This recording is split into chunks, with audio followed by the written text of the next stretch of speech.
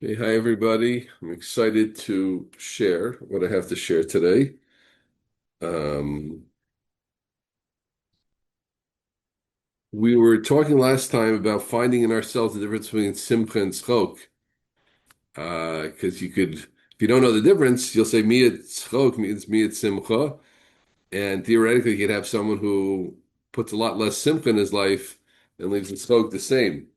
So we have to know the difference between simcha and tzchok. And the language we had is ve'ein doma. Vein doma simcha shikar believe. The ikar of simcha is believe. Tzchok is on the outside.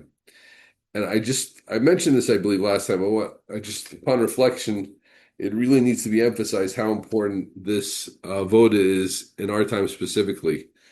And I want everybody just to take a minute and reflect and think and image this because I think it's really a lot where we're at.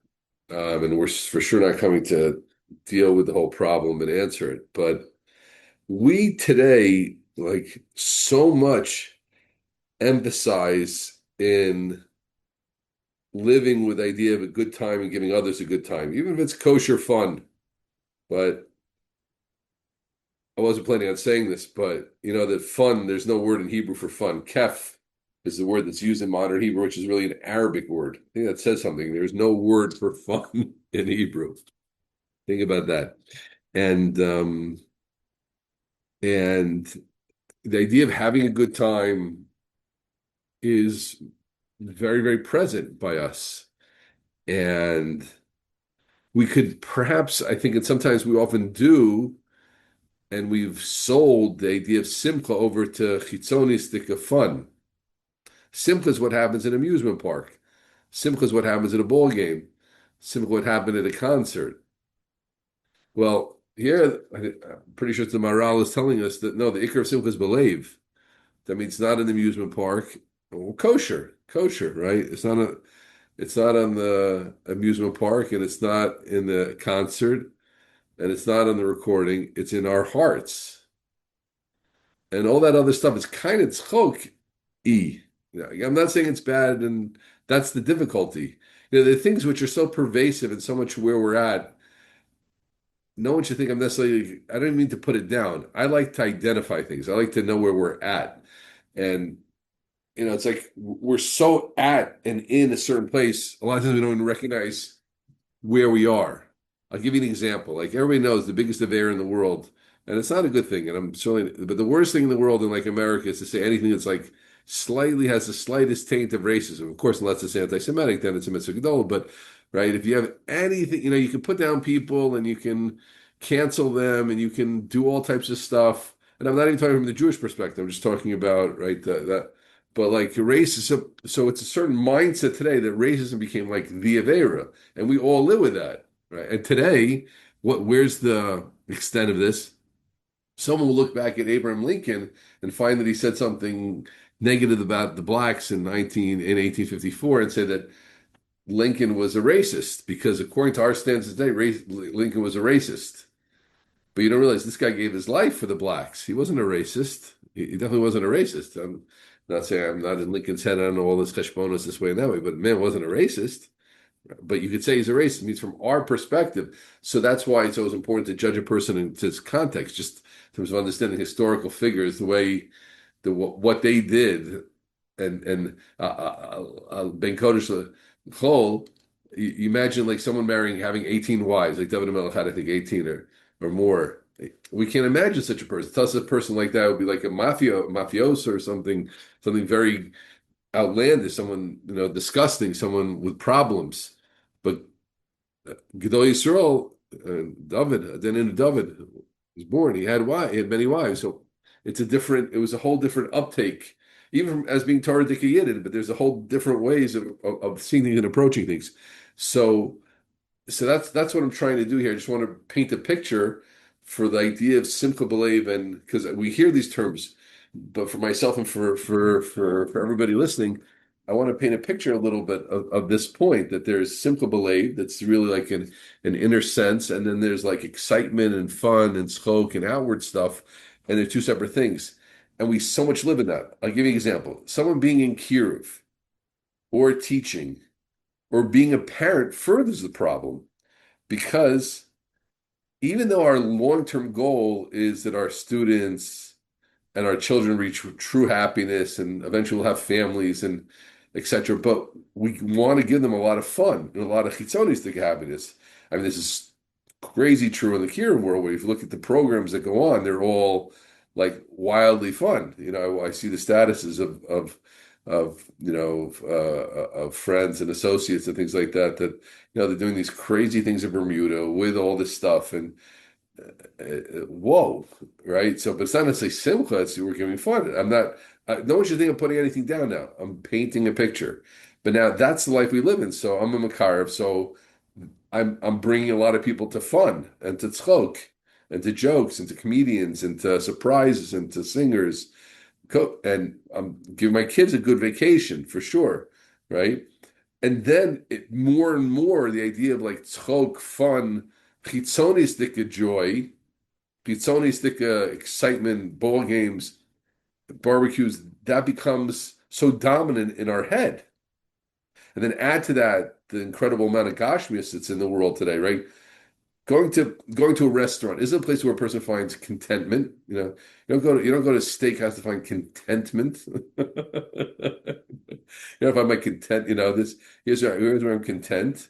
It's where I have a certain type of fun, a certain chitzoniistic of fun.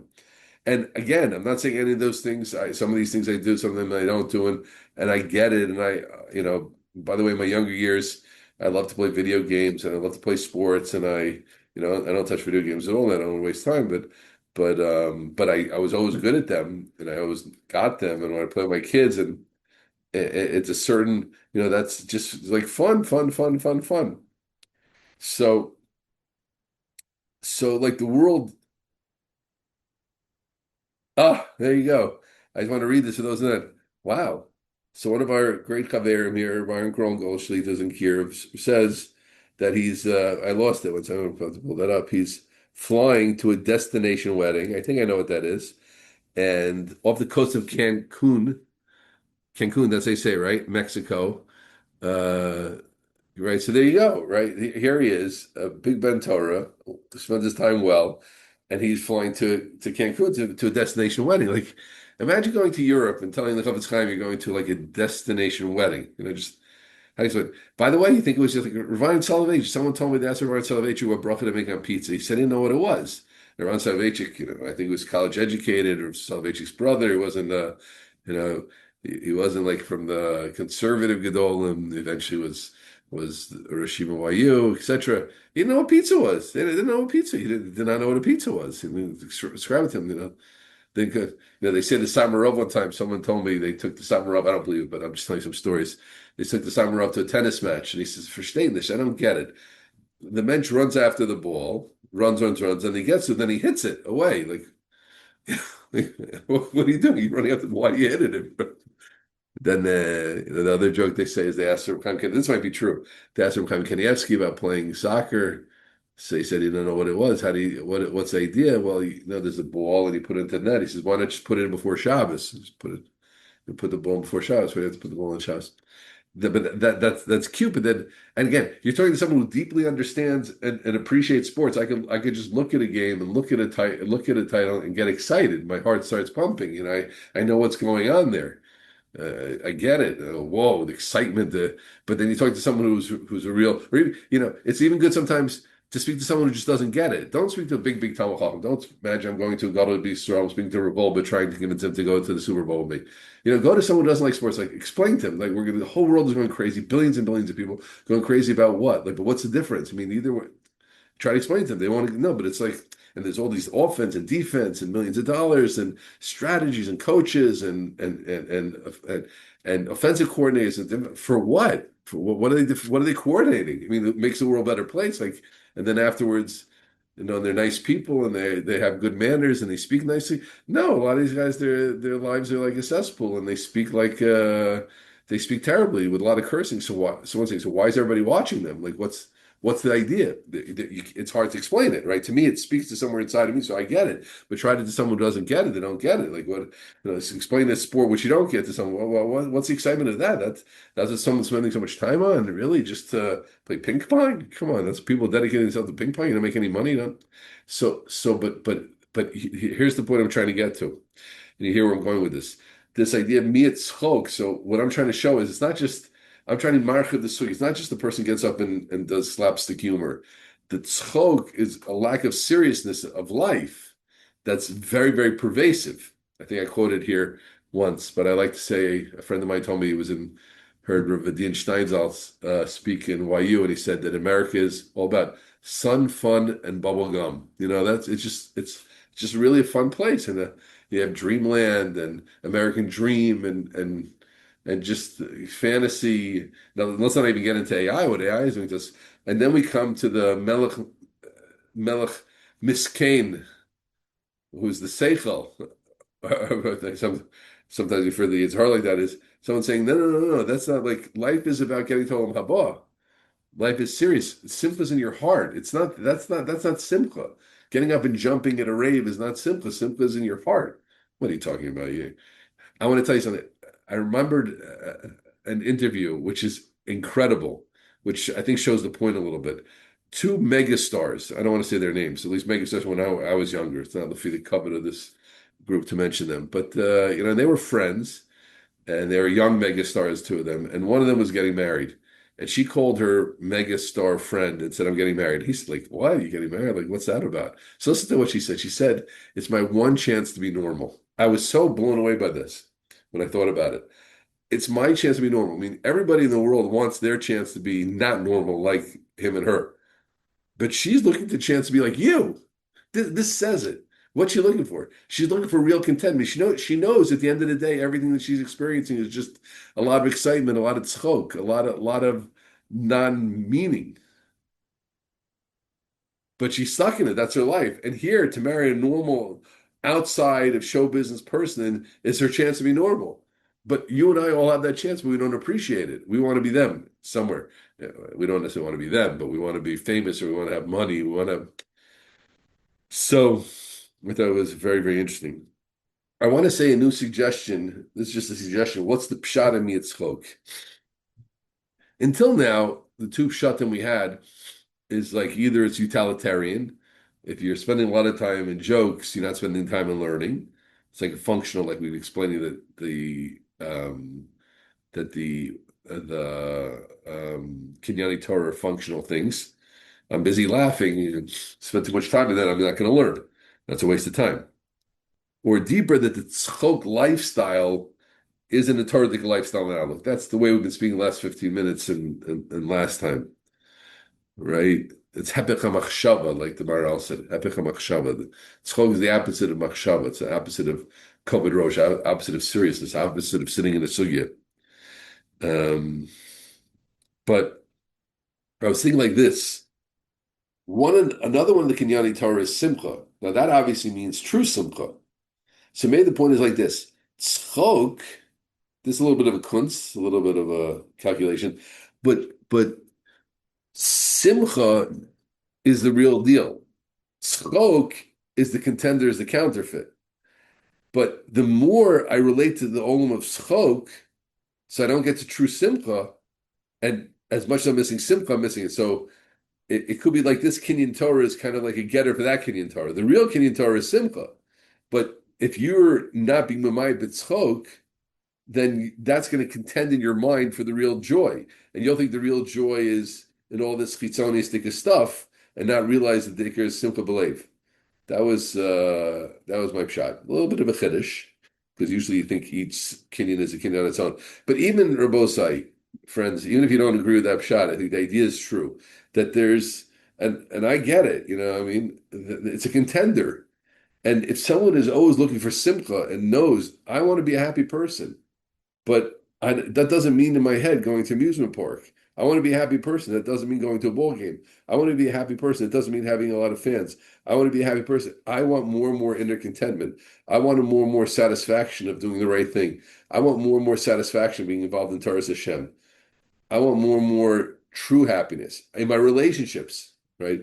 Rav Lopiansky has a wonderful line, it's hard to quote it from his book Ben Torah for Life, where he talks about how people get involved with negative relationships sometimes, as opposed to a relationship with a wife after years isn't always like the flaming, obsessive. What's the word I'm looking for? Infatuation, but it's a deep connection between people going through life together, with moments of romance, of course. Torah's not against moments of romance, but the way that's a good example of simcha against chok. Again, I know I'm speaking a little bit broadly here. The simcha of a wife, the simcha of family life, of being with your children and just talking, and being with your parents and feeling good around each other, being with your wife and just schmoozing, even if it's not exciting all the time, and it's not, and you and she don't look the way you looked 20 years ago. But that's true. That's simcha. That's a simcha believer. That's not schok. So I think this is a big, big thing over here. I know I'm making it into a very big thing, but I think there's a very, very central thing over here. And therefore, the more we're seeing tzchok is what we're looking for in life, the less we're going to get to true simcha, and therefore the less we're going to get to Torah, because Torah needs simcha.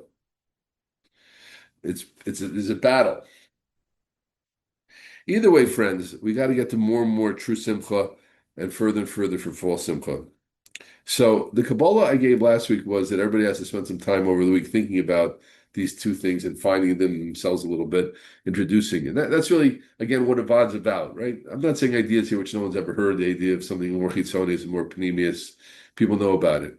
The beauty of Avad is that we can experience it and not just hear it and then go on to the next lecture on Torah Anytime, or the next thing in our statement, and start, wow, that's an important idea. Let's find it in ourselves a little bit. See if we can find ourselves. So here's what I like everybody to try to do. I want everybody to try for 3 to 5 minutes, 3 or 4 times this week. It'd be great if it could include Shavuos. I know Shavuos is a big, busy time, but to try to feel true simcha in your hearts. Just sit quietly, ikar b'leiv, right? Because the simcha, we said, right? The simcha is no. The simcha is in my heart, and there are things that we all have that make us happy. And I mean, this is a great time to do it before Shavuos was an incredibly happy time. This whole time, I don't know if I mentioned it last week, but I like to say that everybody speaks about the Ramban at the beginning of Sfira, that the Sfira is betzim a Chol Hamoed between Pesach and Shavuos, famous Ramban in Parashat Emor. But I don't remember if the Ramban himself speaks this out, but it gets doused by the Mises Rabbi Akiva, and what's supposed to be a joyous time became a time associated with Minhagei Avelis, which is really terrible, because it wasn't a parv time. This is supposed to be a joyful time, just like Chomoid is a joyful time. It's a joyful time. Even without the Ramban, it's between Pesach and Shavuos, which is obviously a joyful time. But with the Ramban, for sure, it's like that. But yet it does. So the point I've been saying a lot this year is that, well, but after Lag BaOmer, when we stopped at Minhagei Avelis, at least most people are knowing like that. Some people have both. I don't know why you necessarily do that, but okay, not opposing. But you're finished with that.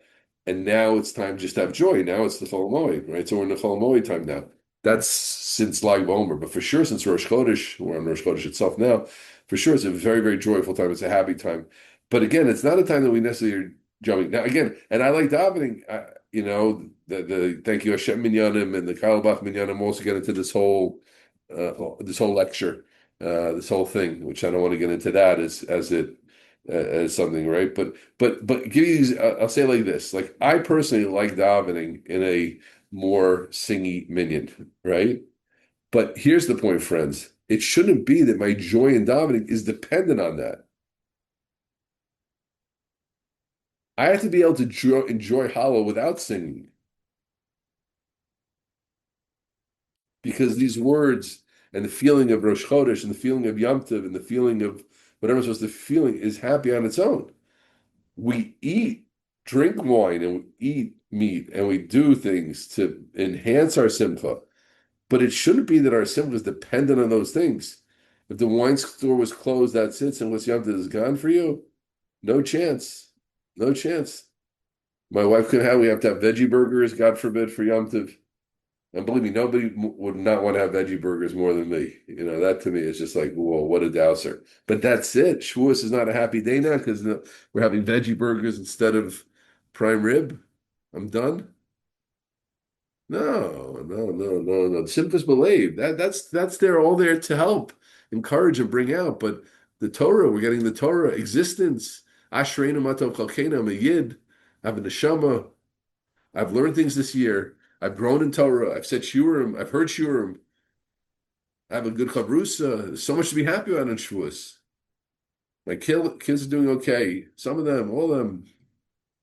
Yeah. So that's it. So I want everybody to. I'm looking forward to doing this. 3 to 5 minutes, like I say, on the watch, 3 or 4 times a week, to try to just sit and feel simcha. Don't sing to get yourself going.